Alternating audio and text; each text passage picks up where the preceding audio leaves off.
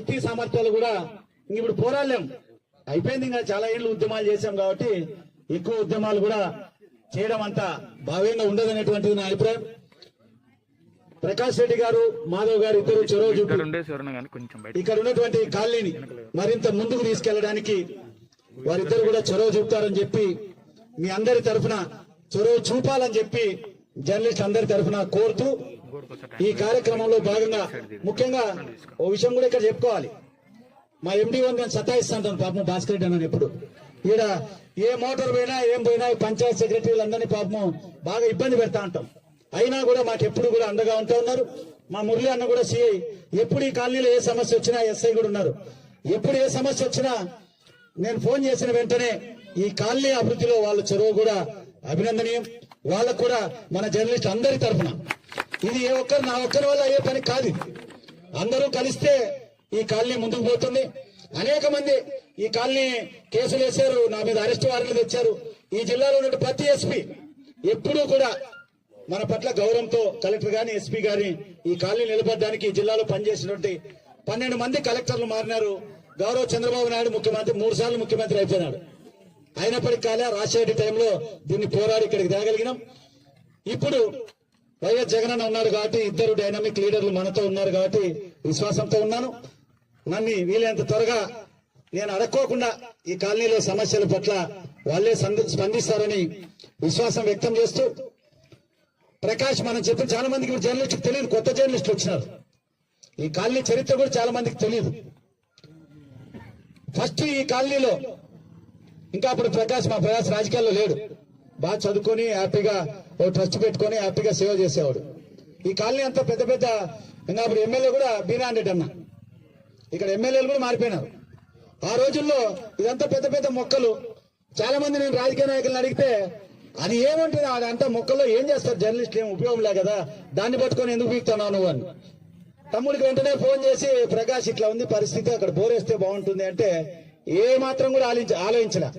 అన్నా నువ్వు చెప్పినావు కదా, అది ఏదైతే అది అవుతుంది, నేను వేస్తాలే అని చెప్పాడు. కాబట్టి ఈ సందర్భంగా ప్రకాష్ గారికి అందరూ మనం గుర్తు చేసుకోవాలి. ఈ కాలనీ అభివృద్ధిలో ఎవరైతే ప్రతి అడుగు అది మనం గుర్తు చేసుకోవాలి. అది ఇప్పటికి కూడా ఈడ 4 బోర్లు వేస్తే చాలా బోర్లలో నీళ్లు ఎండిపోయినాయి. కానీ ప్రకాష్ వేసిన బోరే ఇప్పుడు అందరికీ ఉపయోగపడతాం. అంటే హృదయం మంచిది. ఇక్కడ మనం తెలుసుకోవాల్సింది ఏంటంటే చేసే పని హృదయంతో చేస్తే అది చిరకాలం ఎప్పుడూ ఉంటుంది, అది అందరికీ ఉపయోగకరంగా ఉంటుంది అనేటువంటి విశ్వాసం ఉన్నటువంటి వ్యక్తిగా ప్రకాష్ ని అభినందిస్తా ఉన్నాను.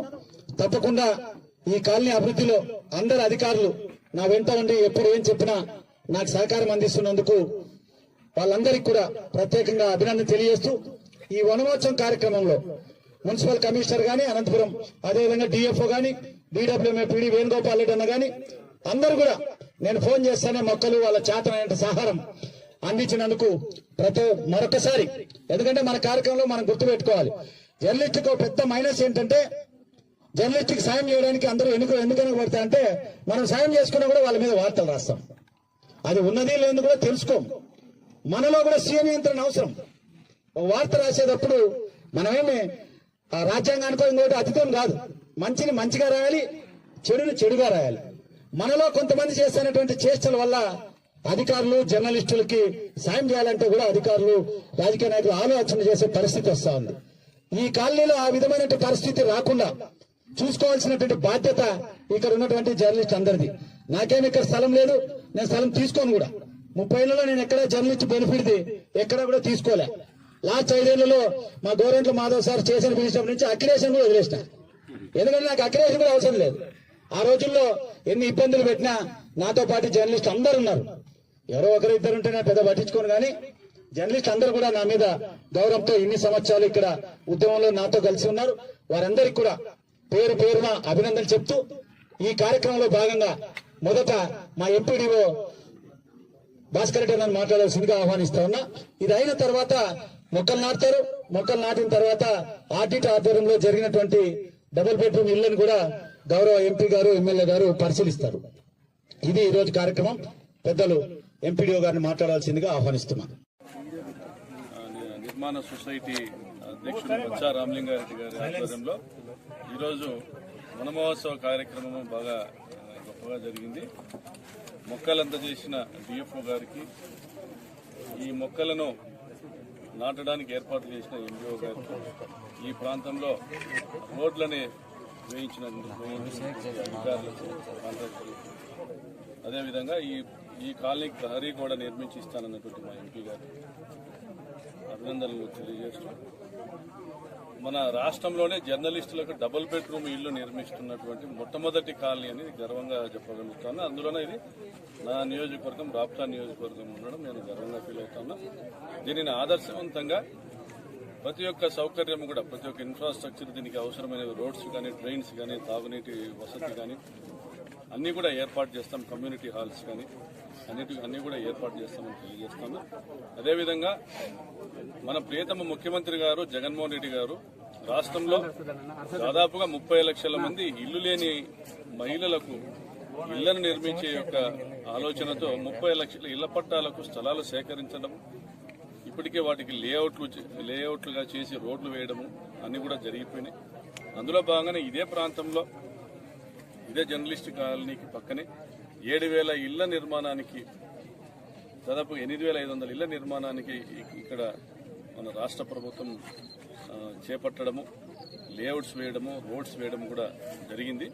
అదేవిధంగా ఆలమూరు దగ్గర ఒక దాదాపు 7,000 ఇళ్లు, ఉప్పరపల్లి రాప్తాడు దగ్గర ఒక 7,000 ఇళ్లు, ఈ విధంగా రాప్తాడు నియోజకవర్గంలో 3 లొకేషన్స్ లో, కామారుపల్లి దగ్గర ఒక 7,000 ఇళ్లు, 4 లొకేషన్స్ లో దాదాపు 30,000 ఇళ్ల నిర్మాణానికి మన ప్రీతం ముఖ్యమంత్రి గారు శ్రీకారం చుట్టడం జరిగింది.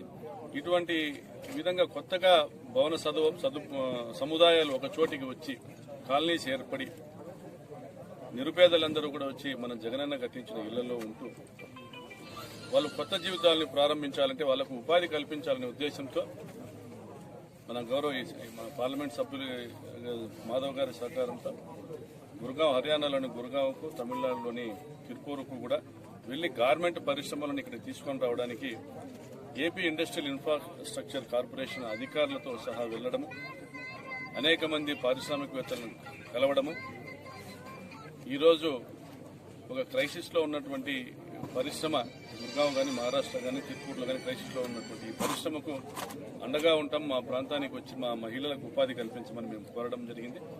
వాళ్ళు కూడా సానుకూలంగా స్పందించడం, ఇప్పటికే దాదాపుగా ఒక 10 సంస్థలు ఎక్స్ప్రెషన్ ఆఫ్ ఇంట్రెస్ట్ ఇవ్వడం జరిగింది. త్వరలోనే ఇక్కడ మన గౌరవ ముఖ్యమంత్రి గారి ఆశీస్సులతో గార్మెంట్ పరిశ్రమలు కూడా రావడం జరుగుతుంది. హిందూపూర్ పార్లమెంటులోని ప్రతి నియోజకవర్గంలో కూడా ఈ పరిశ్రమలు రావడం జరుగుతుంది. దానివల్ల ఈ కాలనీల సమీపంలో ఉపాధి లభించడంతో ఈ కాలనీల చుట్టూ ఈ కాలనీలు విస్తరించడము, ఒక మహానగరంగా ఇది విస్తరించేదానికి అవకాశం ఉంది. ఆ క్రమంలో ఈ భూముల విలువ, ఈ ఆస్తుల విలువ కూడా పెరిగేటువంటి అవకాశం ఉంది. కాబట్టి జర్నలిస్టులందరికీ కూడా మీకు ఒక భవిష్యత్తును ఇక్కడ మేము కల్పించడానికి శక్తివంచన లేకోకుండా మీరు గత 20 సంవత్సరాలు ఈ కాలనీ కోసం ఏ విధంగా అయితే పోరాడారో అదేవిధంగా మీకు భవిష్యత్తు కోసం మేము మా గౌరవ పార్లమెంట్ సభ్యులు ఇద్దరం కూడా కష్టపడి ఈ ప్రాంతానికి ఒక వన్నె తెచ్చే కార్యక్రమం చేస్తామని సెలవిస్తాము. చాలా సంతోషంగా ఉంది. ఈరోజు జర్నలిస్టులు ఈ వన మహోత్సవ కార్యక్రమంలో మమ్మల్ని భాగస్వామ్యం చేసినందుకు మేము ఎంతో సంతోషిస్తున్నాం. పర్యావరణ పరిరక్షణే ధ్యేయంగా ముందుకెళ్తున్న ఈ ప్రభుత్వానికి జర్నలిస్ట్ మిత్రులందరూ కూడా సహకారం అందిస్తున్నట్టే నేను కూడా భావిస్తున్నాను. అదేవిధంగా ఇప్పుడు సందర్భం వచ్చింది కాబట్టి నేను తెలియజేస్తున్నాను, పత్రికా రంగానికి కానీ అదేవిధంగా ఎలక్ట్రానిక్ మీడియా కూడా నేను తెలియజేస్తున్నాను. గౌరవ ముఖ్యమంత్రి జగన్మోహన్ రెడ్డి గారు దృఢ సంకల్పము, పట్టుదలతో ఆయన ప్రచారం చేసేటప్పుడు లేదా ఎలక్షన్ల కంటే ముందు వరకు మాత్రమే నేను ఒక పార్టీ అధినేతను, ఇప్పుడు నేను ప్రభుత్వాధినేతను, నేను ఈ రాష్ట్రంలో ఉన్న ప్రతి మనిషికి, ప్రతి ప్రాంతానికి సంబంధించిన వాడిని, నేను కులాలకు, మతాలకు, ప్రాంతాలకు, పార్టీలకు అతీతంగా ఈ సంక్షేమ కార్యక్రమాలు ఏవైతే జరుగుతున్నాయో, అభివృద్ది కార్యక్రమాలు ఏవైతే జరుగుతున్నాయో, ఈ అభివృద్ది ఫలాలు గాని, సంక్షేమ ఫలాలు గాని ఈ రాష్ట్రంలోని ప్రతి మనిషికి, ప్రతి ప్రాంతానికి అందజేయాలనే దృఢ సంకల్పము, పట్టుదలతో ఆయన ముందుకెళ్తున్నారు. అలా ముందుకెళ్తున్న గౌరవ ముఖ్యమంత్రి గారికి మనందరం కూడా సహకారాన్ని అందించాలి. ఇప్పుడు సందర్భం వచ్చింది కాబట్టి నేను తెలియజేస్తున్నాను, దయచేసి ఆయన ఒక యేసు ప్రభువులాగా, ఒక వెంకటేశ్వర స్వామిలాగా, ఒక రామునిలాగా అంత దృఢ సంకల్పం పట్టుదలతో ముందుకెళ్తున్నారు. నేను అందరి వాణ్ణి, నేను ఈ రాష్ట్రంలో ప్రతి ప్రాంతానికి ప్రతి మనిషికి సంబంధించిన వాడిని, నేను ఒక ప్రాంతానికో ఒక మనిషికో ఒక పార్టీకో సంబంధించిన వాడిని కాదు అన్న భావనతో ముందుకెళ్తున్నారు.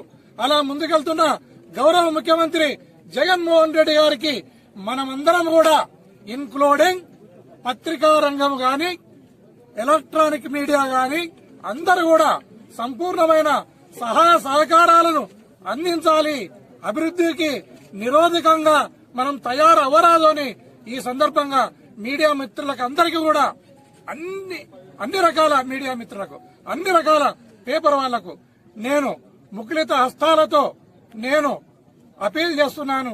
దయచేసి గౌరవ ముఖ్యమంత్రి జగన్మోహన్ రెడ్డి గారికి ఈ ఆపద కాలంలో మనం సహాయ సహకారాలను అందించాలని మీ అందరినీ మరొకసారి వేడుకుంటున్నాను. అదేవిధంగా ఈ జర్నలిస్ట్ కాలనీ అభివృద్ధికి నేను ఎమ్మెల్యే గారు ఇద్దరం కూడా పోయినసారి వచ్చినప్పుడు ఇక్కడ ఏదైతే మాట ఇచ్చినామో ఆ మాట తప్పకుండా ఈ జర్నలిస్ట్ కాలనీ సమగ్రంగా సర్వతోముఖాభివృద్ధి చెందే విధంగా మేమిద్దరం కూడా సంపూర్ణ సహాయ సహకారాలను అందిస్తామని మరొకసారి తెలియజేస్తూ, పత్రికా మిత్రులకు అందరికీ కూడా, ఎలక్ట్రానిక్ మీడియా మిత్రులకు అందరికీ కూడా హృదయపూర్వక నమస్కారాలు, అభినందనలు తెలియజేస్తాను.